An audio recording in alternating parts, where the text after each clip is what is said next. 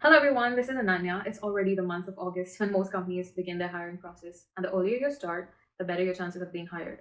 If you're currently looking for a job in the US or will begin soon, this video might be helpful for you since I'm going to outline my experiences and give you some tips about how you can land a job in the US. Let me give you a background of who I am and what I do. I graduated from Arizona State University in May 2022 with a master's in computer science, and I am currently working as a software analyst at Goldman Sachs. When I moved to the US from India in fall 2020, I had no connections and I had no idea what I was doing. But I would see all these people working in big tech companies and wonder what it would take for me to get there. My first mistake was that I spent too much time applying for internships because everyone told me to, and without any knowledge of the areas that I was applying for. Obviously, I did not get any callbacks, and it made me quite depressed. I couldn't get an internship in the summer and started feeling like I wasn't good enough to clear any of the hiring rounds. So I slowly decided to work on my profile, upskill, and make the best use of my opportunity that I had. And here's what I learned from my gradual growth process. Number one, research the positions. Don't just apply to any role because everyone else is or because it sounds interesting. It's important to properly research the positions that you apply for, whether it's ML or data or software engineering. You need to know what you're getting into. Take courses, learn about it, and decide if you actually want to work on it every day. Also, check whether its requirements match your profile and if you have the relevant experience for it. Since I didn't have prior work experience, it took me some time to figure out what role would suit me the best. One tip, I found it useful to have a list of dream companies. Based on their job descriptions for a particular role, you could upscale and tailor your resume. If you're interested in multiple roles, have multiple resume tailored to each kind of role. Don't just mass apply like everyone else suggests, because most of the time it'll just pass through the ATS if it cannot recognize the proper keywords. It's really important to find roles that are most relevant to you, and this will streamline your process and make it easier to find where you're going wrong and to improve. Number two, constantly update your resume. This is the single piece of paper that you will use to sell yourself. It has to be crisp and to the point. One page resume with basic font and formatting to be recognized by the ATS softwares. Use 3 to 4 points and highlight your accomplishments in each project that you've done. ATS recognizes the strong action keywords like optimized, improved, and so on. Make sure you quantify everything, like using numbers and percentages as much as possible. Use the space wisely, do not clutter, but make sure you fit in all the important relevant skills and the keywords. One tip is that you can use Resume Worded for free to evaluate and score your resume. I had to change and update my resume multiple times before I actually got to my final one. I took feedback from folks that I studied with, alumni, anyone that was ready to take a look and help me improve. I took up more nuanced projects and added them to my resume and kept updating it.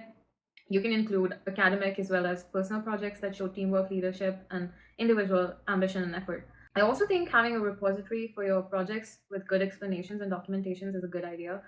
And you can basically revise them before you go into an interview.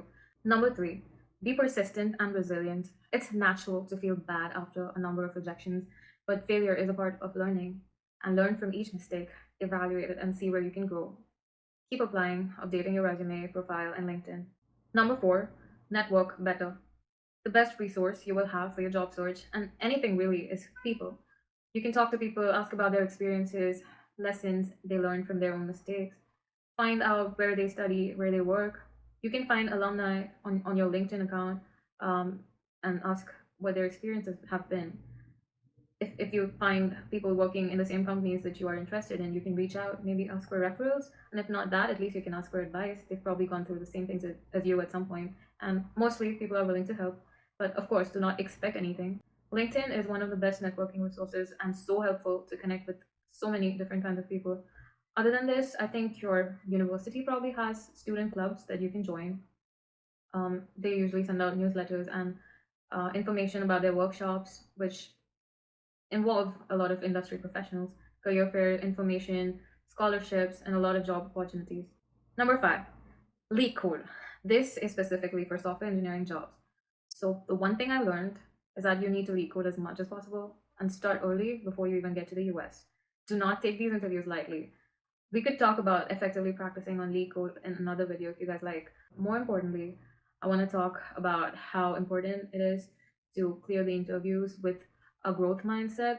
For me, interview anxiety was one of the biggest hurdles that kind of got in the way of a lot of good opportunities.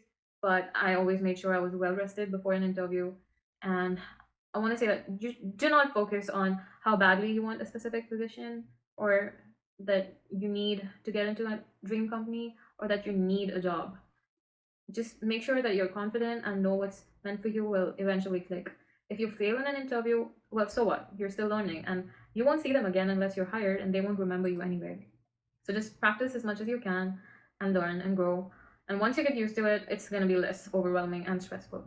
Last but not the least, do not wait to be prepared enough, because you're never going to be prepared enough. And you just have to jump into it and you'll figure it out as you go. Everyone's scared to take the leap, and it's definitely scary to begin job hunting in a country that you're completely new to. But once you change your attitude to I'm going to learn something new, no matter what the experience, you're going to have the growth mindset, and that will show, and nobody's going to stop you from getting your dream job. If there's anything else you need help with, do let me know in the comments below.